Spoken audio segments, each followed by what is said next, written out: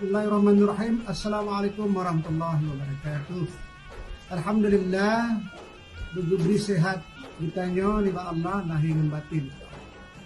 Waktu takalan nya ginaunya tentang Covid sekurang belahnya atau tahun nya bahasa kita nya Aceh. Waktu tebegahan tepateh katanya nanti buat mata. Tetapi penyakitnya nah. Boleh ribaknya, mari kita nya mandu-mandu buat waspada dro. Jadi kiban cara kita nyo sebagai orang Aceh, umi, ayah, ado, adun, mandu-mandu, kita nyo kita jaga dro. Cara jaga dro kiban, jaga dro kita nyo nak dengan tarah jaro kita nyo begleh-gleh bersabai-sabai. Kita nyo mau urun semayang, jadi limang bahwa memang ke tarah jaro, dan tarah jaro dengan sabun, menan alih tarah yang kagli kita nyo.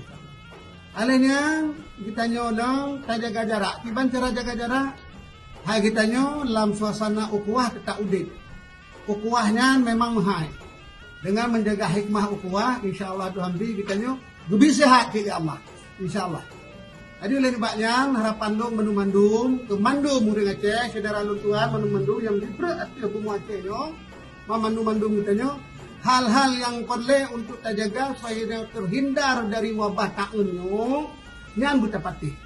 Buta ikuti. Berdisiplin kita nyo insyaAllah. Karena bahkan penyakitnya nanti ubah mata kita nyo. Tapi oleh dibaknya waktu tak pekan, waktu tak pegahkan hanjir.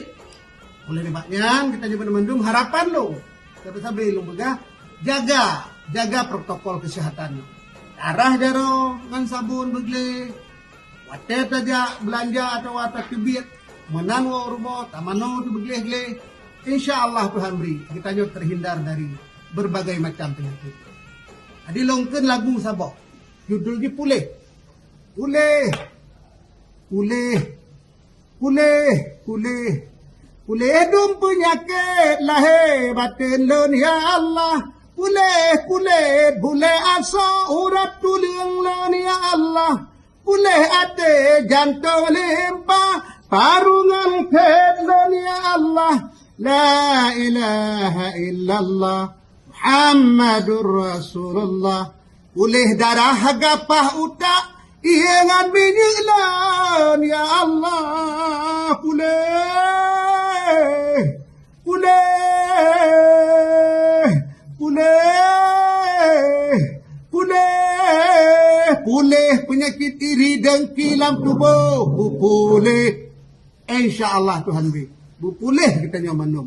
Amin ya Allah. Amin ya Rabbal Alamin. Assalamualaikum warahmatullahi wabarakatuh.